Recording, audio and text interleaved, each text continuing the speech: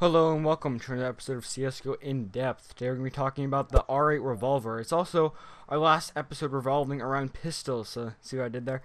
Anyway, the R8 Revolver is the only revolver in the game, new to the Counter-Strike series in CSGO, and it's a staggering $850, and it replaces the Desert Eagle for either team. You know, being a revolver, it does have 8 rounds in its chamber.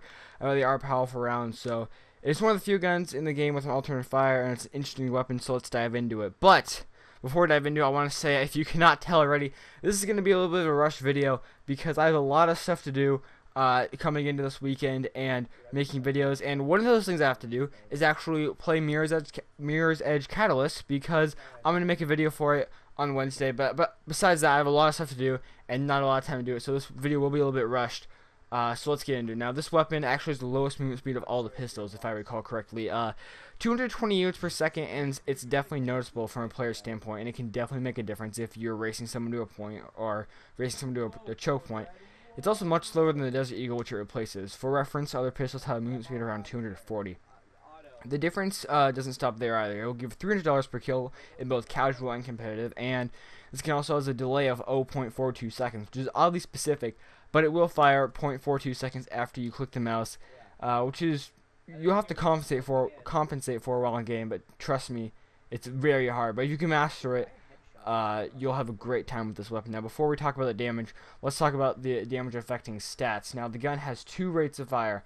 One for regular and one for alternative fire. So the regular fire fires at 64 RPM, which needless to say is ungodly slow.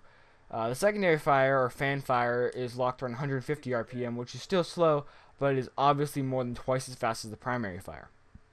The reload time is slightly longer, 2.3 seconds as opposed to 2.2 seconds.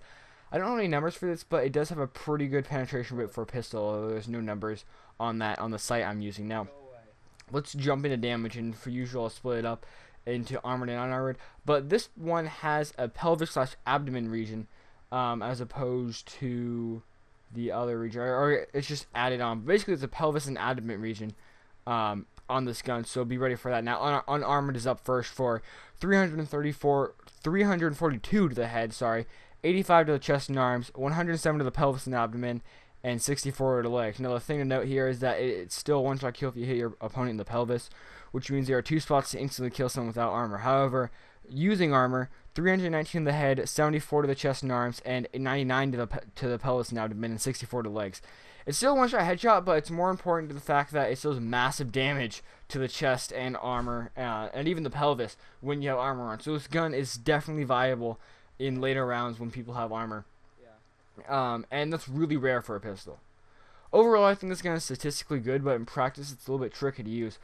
But practice makes perfect, right? With this gun, and you can control the recoil and the fire high, and control the delay. You'll be very rewarded. So with that, I'd like to say thank you. My name has been Z-Star. I'm sorry this episode was so rushed, but I'll see you guys in the next video.